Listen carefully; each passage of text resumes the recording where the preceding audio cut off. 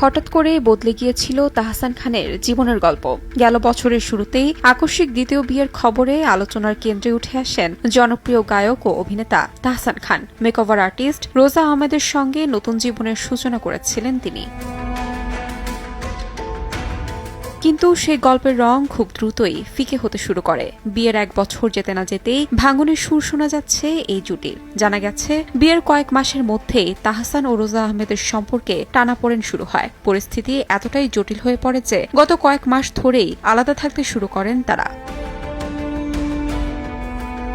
আলাদা থাকার বিষয়টি সময় সংবাদকে নিশ্চিত করেছেন তাহসান খান নিজেই। অভিনেতা জানান, গত বছরের আগস্ট থেকেই তারা পৃথকভাবে থাকছেন। তবে ব্যক্তিগত জীবন নিয়ে প্রকাশ্যে বিস্তারিত কথা বলতে তিনি আগ্রহী নন বলেও স্পষ্ট করে দেন। ক্ষমতার নয়, সমতার চেয়ার।